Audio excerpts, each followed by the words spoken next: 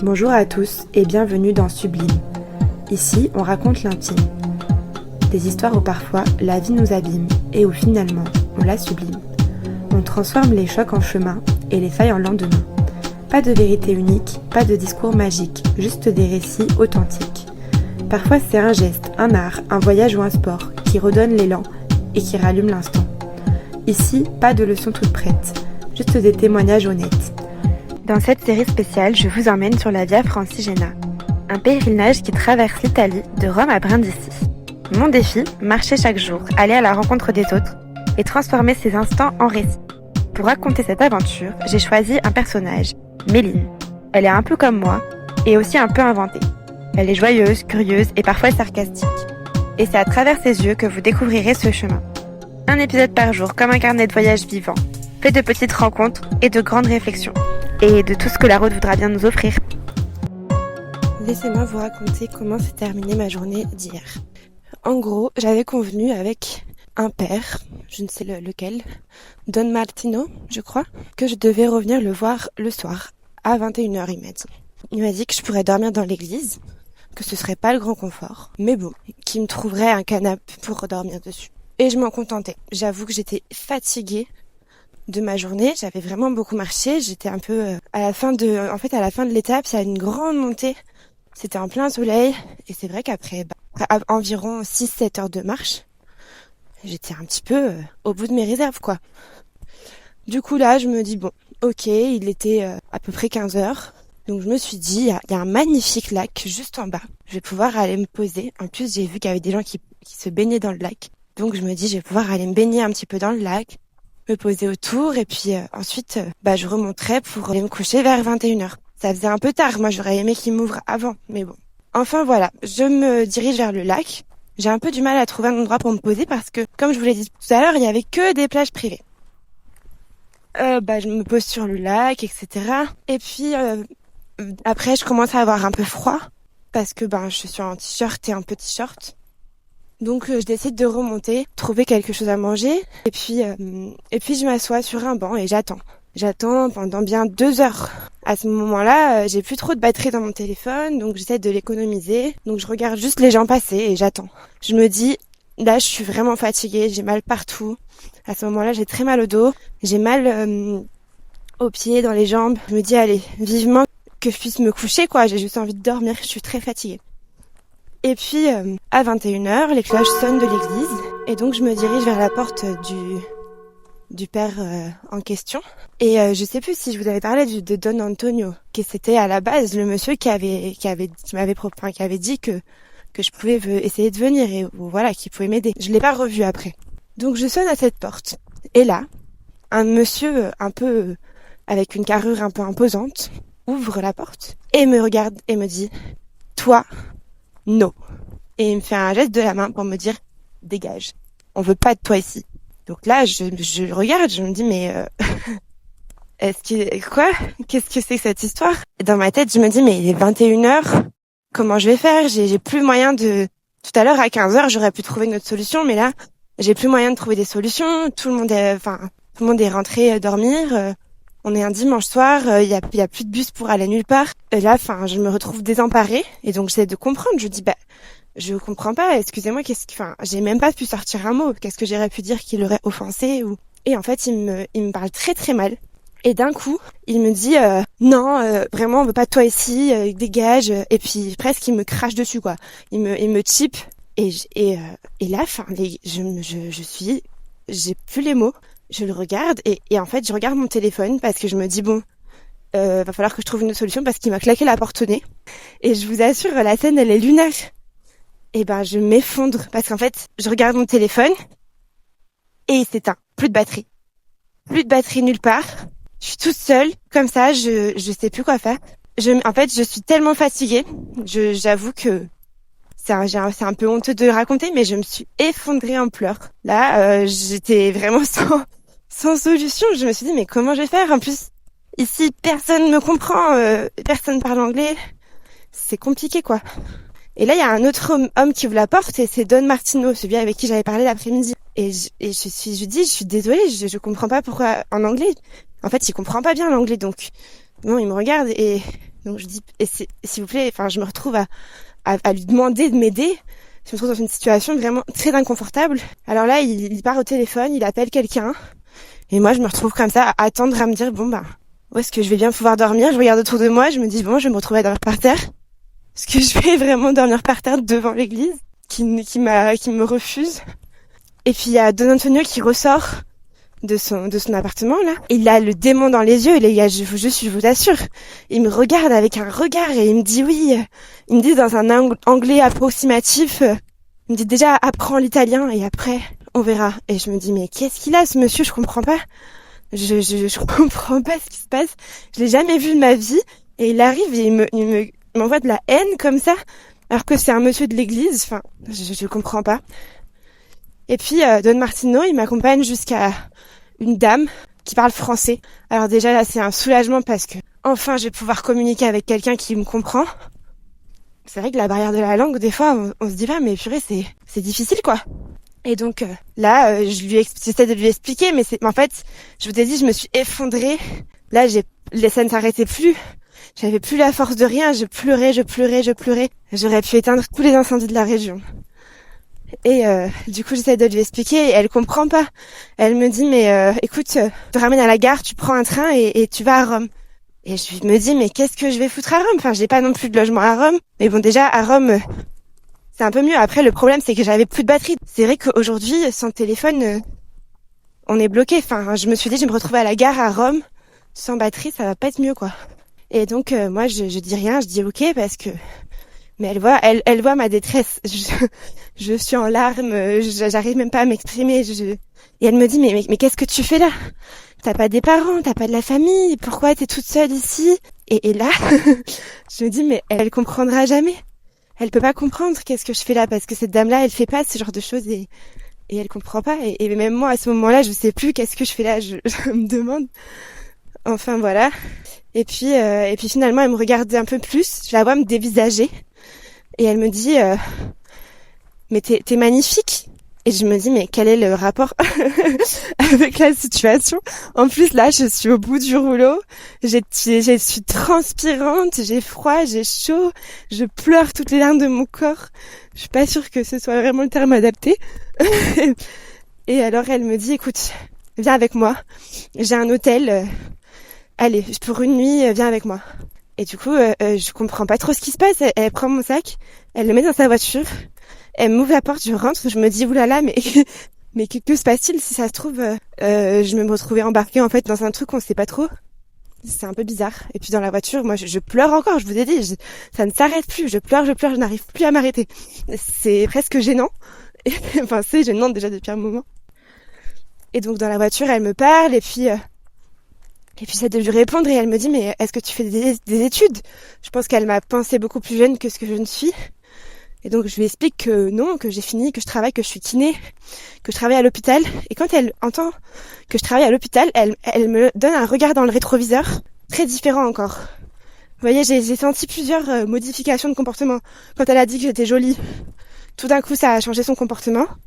Et quand elle a vu que je travaille à l'hôpital, tout d'un coup elle se dit ah putain merde, je sais pas pourquoi. Mais en tout cas, elle me traite différemment. Et là, j'arrive et elle m'amène dans son hôtel. C'est un hôtel, mais majestueux, un palais immense, avec piscine, vue sur le lac, avec des statues, des colonnes, enfin incroyable. Et je me dis, mais qu'est-ce qui se passe?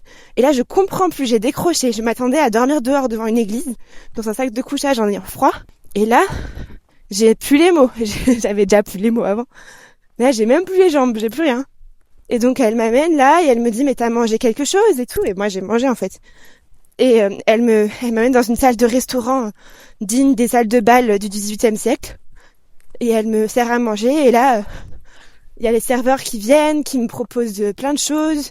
Et je me dis, mais qu'est-ce qui se passe? Je comprends pas, je suis toute seule dans cette salle toute crasseuse et il y a que des serveurs ultra bien habillés qui défilent et qui me proposent tout et n'importe quoi. Et après, elle me dit, mais tiens, prends les clés, va dans ta chambre. Et là, j'ouvre, mais c'est une chambre de princesse avec un lit à baldaquin. Et je vois une douche et je me dis, Mais quoi? Et vraiment, je suis tellement fatiguée, je continue à pleurer, pleurer, pleurer. Je n'arrive plus à m'arrêter. Et du coup, je prends une douche, mais qu'est-ce que c'est incroyable. Vraiment, j'adore cette douche. Il y a de tout, il y a tous les produits du monde, ça sent bon. Et puis je vais me coucher, je dors. Et ça, c'est dans un grand lit, toute seule. Il n'y a pas de bruit. Il y a de l'obscurité, il y a tout ce qu'il faut. Et voilà quoi. C'était vraiment... j'avais les yeux gonflés, rouges d'avoir tant pleuré.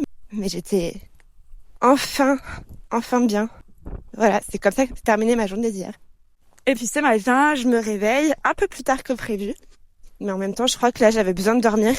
Finalement, ça faisait vraiment longtemps que j'avais pas réussi à bien dormir et ça joue beaucoup. Et donc, je me réveille et je rouvre les yeux dans cette chambre incroyable et je me dis, mais qu'est-ce que je fais là? Et tout ça, pour, au final, gratuitement, parce qu'en fait, elle m'a pas fait payer la chambre. Elle m'a dit, écoute, c'est pour moi aujourd'hui, vas-y. Et je me suis dit, mais waouh. Vraiment, là, je comprends pas. Et donc, ce matin, encore une fois, elle m'indique, elle me dit, va prendre un petit déjeuner. Et moi, j'ai envie de refuser parce que je trouve que c'est trop. Et je lui dis, non, non, mais c'est bon. Et elle me dit, mais si, allez, vas-y et tout. Juste un café. Alors je me dis, bon, d'accord, allez, juste un café. Et elle me montre, elle me dit, descends par là et tout. Et là, encore une fois, j'en crois même pas mes yeux. J'arrive dans la salle de petit déjeuner, c'est incroyable. Il y a de tout ce qu'on peut rêver d'avoir. C'est magnifique. Et elle me dit, prends tout ce que tu veux. Il y a de la nourriture en abondance. C'est un truc de fou, quoi. Et donc, je prends quelques petites choses. Je me fais un café et puis elle me montre la terrasse. Elle me dit, vas-y, installe-toi. Et là, j'arrive sur la terrasse, ça surplombe le lac. C'est magnifique. Avec les premières lueurs du soleil. Et c'est tout simplement incroyable. Je suis toute seule, il y a personne. Et donc, je m'assois pour prendre ce petit déjeuner. Incroyable. Et puis, après, je repars sur mon chemin. Je me dis, allez, on continue. On sait pas ce qui nous attendra dans la suite, quoi.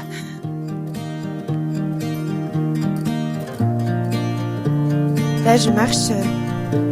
J'ai repris le chemin avec encore un peu de doute et encore les yeux entre l'émerveillement, entre le souvenir des larmes d'hier soir. Beaucoup de choses dans ma tête, beaucoup de questions sans réponse. Qu'est-ce qui s'est passé avec ce monsieur Don Antonio? Pourquoi il m'a lâché cette colère sortie de nulle part? Qu'est-ce que j'ai pu faire pour le heurter? Ce matin, en partant, j'ai recroisé Don Martino, qui était revenu voir si j'allais bien. Vraiment, cet homme-là, par contre, c'est vraiment un homme sympathique et il m'a redit, vous savez, il va essayer de me le dire en italien, j'ai pas tout compris, mais quelque chose du type, Dieu vous protège, Dieu est avec vous, bon chemin. Je me suis dit, tu fais bien de le préciser parce que c'est vrai que là, moi je suis pas croyante, mais je me suis dit, putain, l'église, c'est pas sympa, quoi. Et puis je marche dans la forêt. C'est très beau. Je suis toute seule encore une fois sur ce chemin. Mais j'apprécie, j'entends les bruits des oiseaux. Et il y a les premières lueurs du jour qui éclairent le chemin un petit peu. Et je marche entre les arbres. C'est magnifique et il est pas trop chaud pour l'instant. Voilà. En marchant, je repense à tout ça et je me dis, mais je pense au petit privilège et je me dis, c'est fou à quel point la manière dont on présente, la manière dont les gens nous voient, tout ça peut modifier finalement leur comportement. Je sais pas pourquoi ce monsieur s'est offusqué contre moi, mais peut-être qu'il a pas aimé comment j'étais habillée. Bon, j'avais un short de sport et un t-shirt, mon sac à dos, une basket.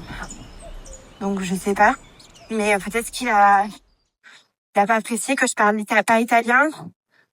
Peut-être que je pense qu'il y avait quelque chose aussi d'un peu misogyne, parce qu'en fait, le monsieur qui lui avait parlé, qui lui avait dit oui pour que je puisse venir dormir chez lui, c'était un homme. Et je pense qu'il a pas dû comprendre que moi j'étais une femme et ça lui a posé problème. J'ai cru comprendre que c'était pas aussi le problème. Bon, pourquoi pas, mais en fait, il aurait juste dû me le dire plus tôt et j'aurais trouvé une autre solution. Et puis je pense à la dame de l'hôtel qui en fait d'un coup a changé de comportement, m'a invitée gratuitement dans son hôtel de luxe parce qu'elle m'a trouvée jolie. Et je me dis, mais en fait, si elle m'avait trouvée moche, comment ça se serait passé? Est-ce qu'elle m'aurait laissée dans la rue sans téléphone, sans batterie, sans rien. Et voilà, j'aurais passé une nuit dehors. Bon, je ne serais peut-être pas morte, hein, mais et je me dis, c'est fou le changement de comportement des gens. Là, j'étais habillée comme tout le monde en randonneuse, mais en fait, tout d'un coup, quand je lui ai dit que je travaille à l'hôpital, elle m'a dit, mais vous êtes médecin? Et donc, je lui ai dit, non, je suis pas médecin, je suis kiné, j'ai essayé de lui expliquer.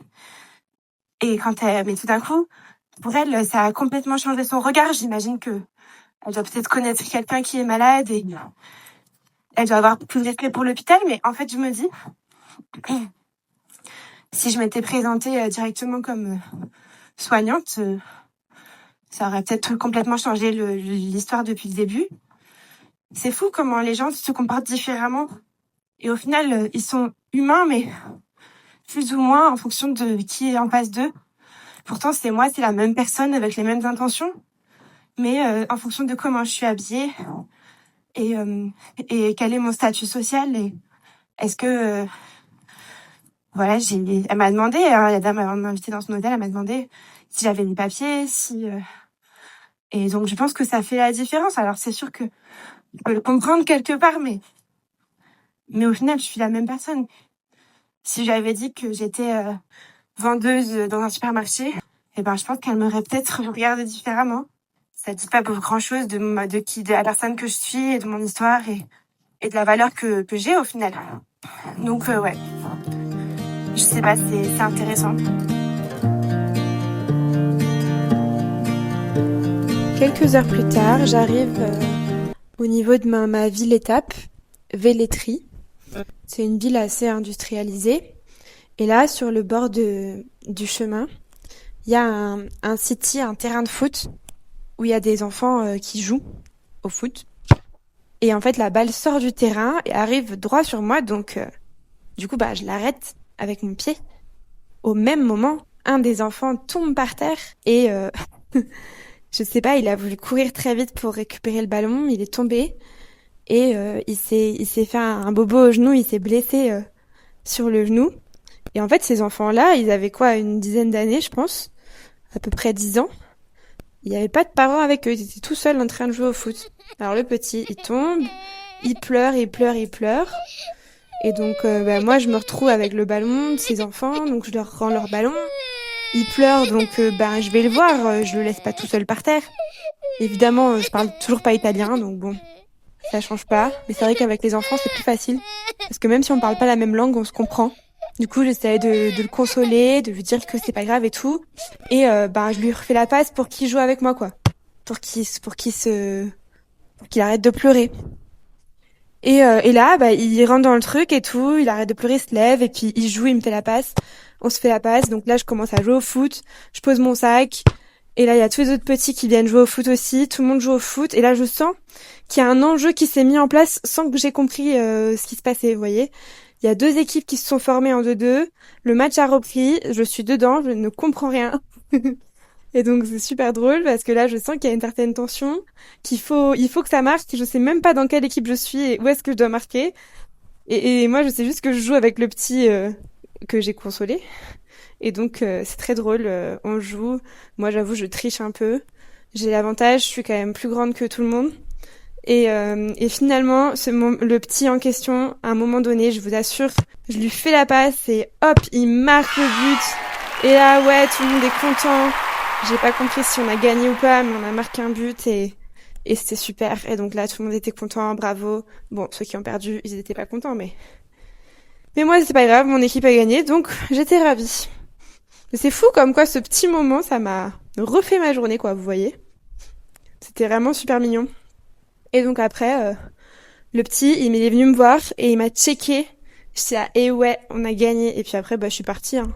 Je les ai laissés jouer au foot. Et puis je continue mon chemin. J'arrive à ma ville-étape et donc, je vais essayer de trouver le lieu où je dois dormir. Et puis, à demain pour la suite des aventures. Merci à tous d'avoir écouté cet épisode. Si vous l'avez aimé et que cela vous a intéressé, n'hésitez pas à le partager. Et pour ne rien manquer de mes actualités et pour suivre la sortie de tous les nouveaux épisodes, n'hésitez pas à suivre mon compte Instagram @sublime-podcast-.